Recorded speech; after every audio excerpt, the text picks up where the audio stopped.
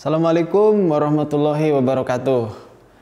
Bismillah, alhamdulillah, wassalatu wassalamu ala rasulillah ma ba'du.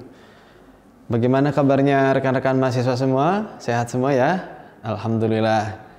Kesempatan kali ini kita ketemu lagi dalam pembahasan ilmu usul fikih. Kali ini kita akan membahas tentang macam ragam pola ijtihad bagian kedua.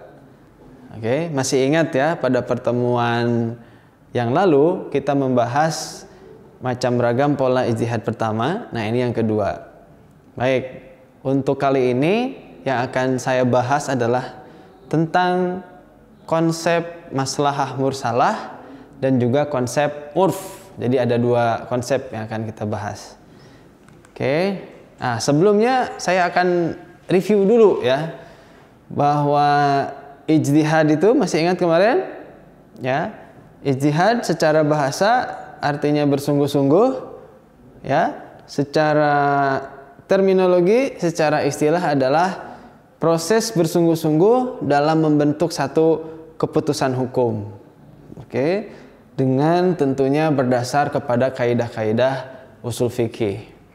Nah, ini saya review itu supaya kalian betul-betul paham, karena ternyata konsep ijtihad ini adalah konsep yang penting ya, dan akan terus berlanjut, akan terus bisa dimanfaatkan sampai akhir nanti ya, sampai hari kiamat tiba. Jadi selama umat Islam masih ada di dunia ini, kemudian masih berpikir secara sehat, secara jernih dalam menentukan sebuah keputusan hukum ya, maka pola-pola ijtihad ini pasti akan terus bisa berguna. Bahkan bisa jadi akan muncul pola-pola ijtihad yang baru. Nah, kesempatan kali ini kita akan membahas tentang dua pola ya. Ini masih ingat juga kemarin saya pernah sampaikan kenapa harus berijtihad? Karena memang Rasulullah Muhammad SAW sudah menyatakan persetujuannya terhadap konsep ijtihad ini. Di mana persetujuan itu? Di dalam hadis ini. Ya, hadis ini menyatakan tentang Mu'ad yang ditugaskan oleh Rasulullah untuk pergi ke Yaman. Ya. Kemudian Mu'ad ditanya, kamu akan pakai apa jika memutuskan hukum di Yaman? Karena memang di Yaman kan tidak ada Rasulullah ya. Rasulullah waktu itu sudah di Madinah. Nah, maka Mu'ad ditanya oleh Rasulullah untuk memastikan bagaimana konsep Mu'ad nanti di Yaman ketika ditanya dalam satu kasus hukum. Kemudian Mu'ad berkata, akdi bi kitabillah, kan gitu ya. Aku akan berhukum dengan kitab Allah. Apa kitab Allah? Al-Quran. Kemudian kata Rasulullah, ditanya lagi, bagaimana kalau tidak ada dalam Al-Quran? Ini ya. Kaifa taqdi idza aradalaka qada? Nah, fa ilam tajid fi kitabillah. Nah, gitu kata Rasul ditanya. Kemudian Mu'ad menjawab, ya kan, akdi bi sunnati Rasulillah, aku akan berhukum dengan menggunakan sunnah Rasulullah, ya kan. Sunnah Rasulullah itu dalam konteks bahwa Mu'ad ketika masih bersama Rasulullah di Makkah dan juga di Madinah, ya kan, Mu'ad pernah melihat Rasulullah itu ngapain misalkan, itu kan. Rasulullah itu berbicara apa, Rasulullah itu berbuat apa, Rasulullah itu menetapkan apa. Nah, maka muncul dalam ingatan Mu'ad, oh kalau Rasulullah berbuat A, maka ketika ditanya di Yaman, aku akan menjawabnya dengan perbuatan Rasulullah tadi. Nah, itu seperti itu. Nah, tetapi kan di Yaman bisa jadi ada hal-hal baru yang terjadi di sana, dan itu harus segera diputuskan. Nggak mungkin misalkan ketika ditanya di Yaman, sebentar ya, saya tanya dulu ke Rasulullah di sana. Wah, itu keburu kasusnya keburu membesar misalkan ya, harus segera diputuskan. Nah, begitu ya. Dan pada waktu itu tentunya belum ada alat komunikasi canggih seperti saat ini ya. Nah, WA dulu Rasulullah misalkan kan nggak mungkin ya. Nah, maka Mu'ad ditanya lagi, terus gimana kalau tidak ada di dalam sunnah Rasulullah? Jadi kalau kamu belum pernah melihat Rasul berbuat itu misalnya, terus kamu bagaimana? Nanya juga nggak bisa kepada Rasulullah. Nah, maka Mu'ad dengan jawaban yang sangat cerdas menyampaikan bahwa ajtahidu birra'yi, aku akan berijtihad dengan akalku, dengan pemikiranku, dengan pendapatku.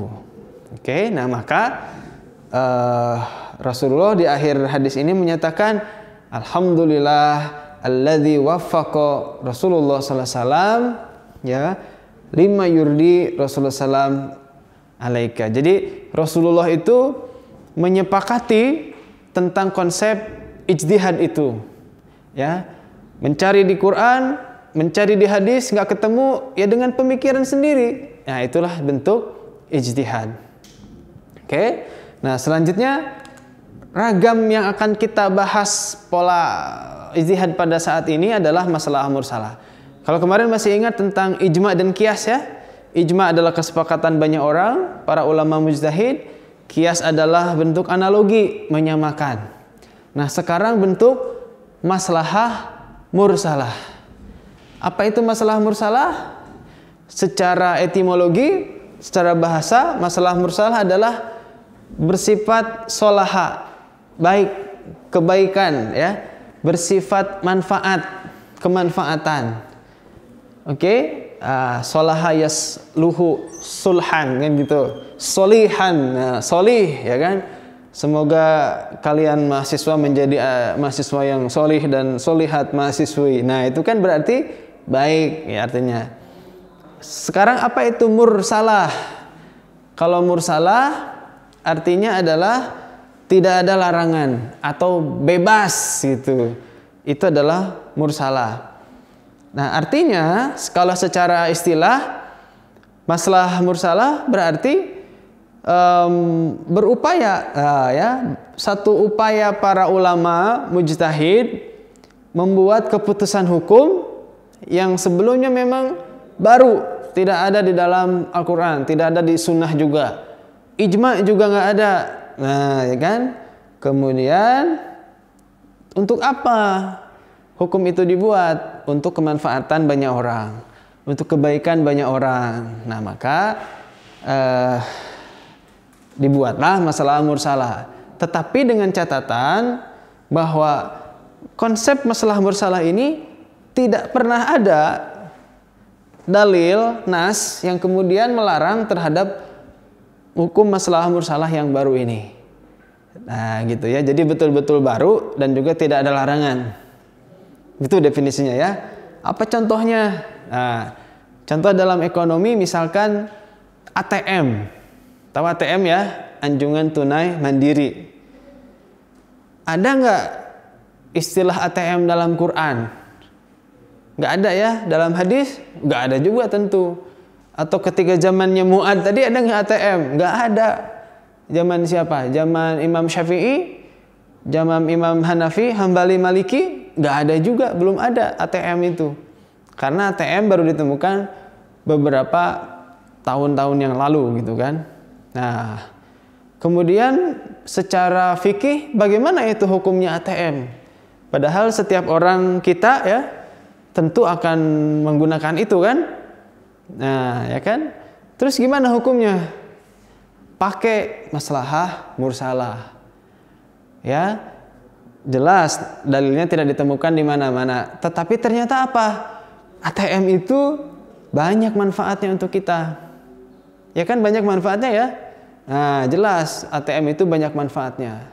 Terus syarat kedua, apakah ada yang melarang ATM? Ada nggak dalil Quran yang melarang? Wahai orang-orang beriman, misalkan janganlah kamu membuat ATM. Kan nggak ada kan? Hadis juga nggak ada. Nah, maka ATM ya, selama mesin ATM itu adalah digunakan untuk hal-hal yang bermanfaat, maka hukumnya adalah boleh. Ya. Bahkan kalau kita menggunakan konsep hukum taklifi, masih ingat ya? Di situ ada wajib, ada sunnah, ada mubah, ada makruh, ada haram. Bisa jadi hukum ATM ini kalau di situ sangat bermanfaat sekali untuk orang-orang banyak, maka hukumnya wajib. Gitu. Seperti masa saat ini ya, misalkan tahun-tahun ini 2020 pandemi Covid melanda dunia, melanda Indonesia, perbankan ditutup misalkan, kan kemarin sempat begitu ya, kantor-kantor bank ditutup, kita tidak bisa ngambil uang secara langsung tunai di kasir misalkan gitu ya kan. Terus gimana? Nah, maka hukum ATM itu untuk menjaga supaya physical distancingnya tetap ada, jaga jarak antar orang, maka ATM sangat dibutuhkan untuk bertransaksi antara bank dengan nasabahnya. Maka hukum ATM sangat diperlukan, artinya sangat bermanfaat. Bahkan bisa jadi hukumnya menjadi wajib adanya ATM tersebut. Bahkan kalau tidak ada, berarti setiap orang tidak bisa mengambil uangnya kan.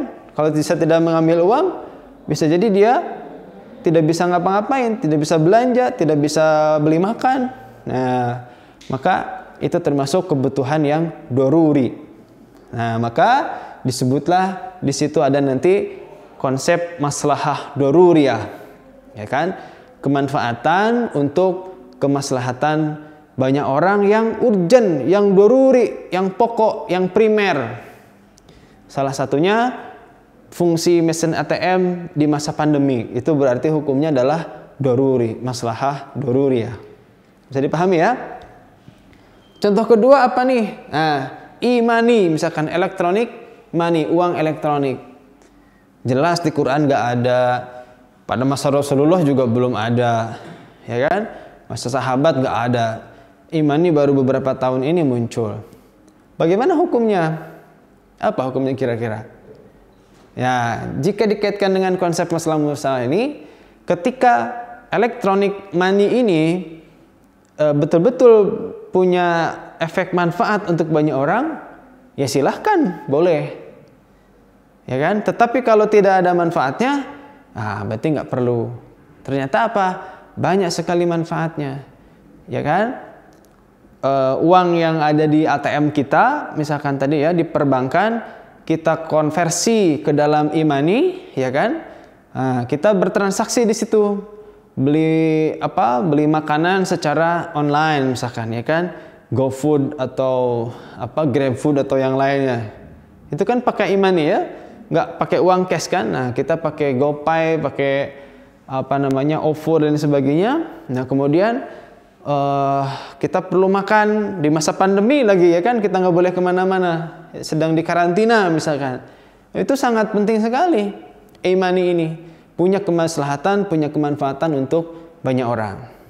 Ya, nah maka hukumnya e-money adalah boleh, bahkan bisa jadi wajib dalam keadaan tertentu. Bisa dipahami ya? Ini konsep maslahah mursalah. Nah, tadi maslahah mursalah ini, satu masalah mursalah digabung dengan masalah mursalah yang lain, maka muncullah yang disebut dengan konsep maqasid syariah. Maqasid syariah itu adalah tujuan adanya syariah atau agama ini. Nah, ini akan kita bahas di kesempatan yang lain ya, tentang maqasid syariah ini. Nah, maslahah doruriyah yang tadi saya sampaikan itu kemanfaatan yang primer. Nanti ada maslahah tahsiniyah, kemaslahatan yang ya di bawah primer lah ya, di situ bersifat tahsiniyah, kebaikan-kebaikan itu untuk mempercantik, memperindah. Nah, gitu, itu maslahah tahsiniyah. Itu dibahas dalam maqasid syariah. Gitu ya. Nah, terakhir tentang konsep urf. Ini juga salah satu pola ijtihad yang bagus sekali, yang penting untuk kita pahami. Apa itu urf? Nah, secara bahasa, urf berasal dari kata arafa ya'rifu, artinya mengenal, memahami, mengetahui. Ta'aruf, kalian kalau bahas ta'aruf pasti senang ya kan? Ta'aruf, saling mengenal satu sama lain, laki-laki dan perempuan ya. Sudahkah ada yang ta'aruf saat ini? Ya kan? Berarti apa? Saling mengenal. Secara bahasa begitu. Secara terminologi, secara istilah apa ta'aruf itu? Kok malah ta'aruf ya? Urf itu, urf adalah tradisi atau adat suatu wilayah, kebiasaan, ya kan? Secara istilah, satu hukum yang telah menjadi tradisi atau adat kebiasaan di satu wilayah, kemudian hukum itu dilaksanakan oleh masyarakat, oleh umat Islam. Nah, itulah urf. Nah, tinggal nanti ada muncul pertanyaan, bagaimana kalau adat kebiasaannya itu melanggar syariat? Nah, kan nanti kita akan ada dua bagian urf itu ya. Ada yang urf sahih ya, ada yang urf fasid. Urf sahih artinya adalah urf yang baik gitu. Jadi urfnya itu, kebiasaannya itu tidak melanggar aturan hukum Islam, tidak melanggar aturan akidah Islam, atau tidak melanggar etika Islam. Itu namanya urf sahih. Yang kedua urf fasid, kebalikannya adalah satu adat kebiasaan masyarakat yang itu adalah rusak. Kenapa rusak? Ya, disebut rusak karena dilarang oleh Allah, karena melanggar syariat, fikih atau juga akidah. Ya, apa contohnya? Kalau yang sahih misal akad jual beli di kita ya. Jadi akad jual beli kita kan di pasar itu kadang karena sudah kebiasaan kan tidak diucapkan akadnya ya. Kalau seharusnya kan gini, Mbah, misalkan kamu ke pasar Kartasura ya, Mbah, saya beli tempe harganya 5.000, tempenya saya ambil, ini uangnya, silakan diterima. Mbahnya kemudian harusnya bilang, baik Mas, saya terima uangnya 5.000, saya serahkan tempenya, ya kan? Bungkusnya pakai daun pisang, misalkan ada apanya lagi tuh, plastiknya dan sebagainya, sah. Nah gitu kan harusnya begitu. Kalau akad jual beli yang diucapkan, ya ada ijab qabul. Tetapi kan enggak ya, ada nggak yang kayak gitu sekarang? Nggak ada ya, saya kira ya, sangat susah yang seperti itu. Karena kita sudah kebiasaan. Kalau kita ngasih uang kepada simbah tadi yang penjual tempe, kemudian tempenya itu dikasihkan, ya sudah, itu berarti di situ sudah ada akad jual beli. Apakah itu sah? Sah. Kenapa? Karena sudah menjadi urf, sudah menjadi kebiasaan. Jadi sudah saling rela, ya kan? Karena ada hukum dasar yang penting ketika jual beli itu adalah antarodin minkum. Jadi harus ada saling ridho. Kalau akad jual beli begitu sudah saling ridho, ya sudah, berarti itu sah secara akad. Paham ya? Nah, selanjutnya misalkan jenis uruf yang sahih juga adalah walimatul ursh atau bentuk pesta pernikahan, ya kan? Nah, itu juga termasuk satu kebiasaan yang baik selama pesta pernikahan itu adalah tidak melanggar syariat Islam. Nah, tetapi bisa jadi urf yang ini menjadi fasid, ya kan? Nah, misalkan tadi yang pesta pernikahan itu ternyata pas mau menikah itu diawali dengan prosesi-prosesi yang tidak disyariatkan oleh Islam. Apa misalkan? Saya contohkan mandi kembang misalkan, ya kan? Mandi kembang tengah malam pakai bunga 7 rupa, ya kan? Dari mata air 7 sumber misalkan. Nah, itu kalau niatnya adalah ada rasa kepercayaan yang tidak benar ya, melanggar akidahnya, maka tidak boleh, maka menjadi urf fasid, menjadi kebiasaan yang rusak. Tetapi kalau di situ ya mandinya cuma di kamar mandi dengan niat ini supaya lebih segar, kenapa pakai bunga? Karena biar lebih wangi misalkan, atau karena di situ bunganya punya zat-zat tertentu yang membersihkan badan. Nah, kalau niat seperti itu nggak apa-apa. Tapi kalau diniat misalkan kalau tidak mandi kembang, besok pas akad pernikahan jadi gagal misalkan, atau jadi tidak lancar. Nah, itu berarti dia punya akidah kepercayaan yang salah. Maka itu disebut dengan urf fasid. Tidak boleh seperti itu ya. Kalian besok yang mau menikah, hati-hati. Kalau niatnya mandi kembang tengah malam karena takut besoknya tidak lancar, nah itu berarti akidahnya sudah rusak. Oke? Nah, yang selanjutnya misalkan sesajen, itu juga sama ya. Kita berikan makanan ke banyak orang, sedekah, silahkan. supaya mendoakan orang tua kita yang sudah meninggal misalkan, silahkan. Tetapi jangan sampai disebutkan itu sebagai sesajen. Kalau sesajen kan apa? Untuk misalkan ngasih kopi, pisang ditaruh di pojokan jalan, di bawah pohon rindang misalkan ya. Nah, itu berarti sesajen. Dengan niat apa? Supaya arwah leluhur bisa memakan kopi atau pisangnya itu misalkan. Nah, itu syirik namanya. Itu tidak boleh. Kalau itu menjadi kebiasaan di satu wilayah, itu disebut dengan urf fasid. Begitu ya. Nah, ini dua pola ijtihad, ada masalah mursalah dan juga urf, merupakan satu bagian dalam bentuk ijtihad. Demikian ya, nanti kita jelaskan lagi lebih lanjut ya dengan pertemuan diskusi dan lainnya. Terima kasih, semoga bermanfaat untuk kita semua. Assalamualaikum warahmatullahi wabarakatuh.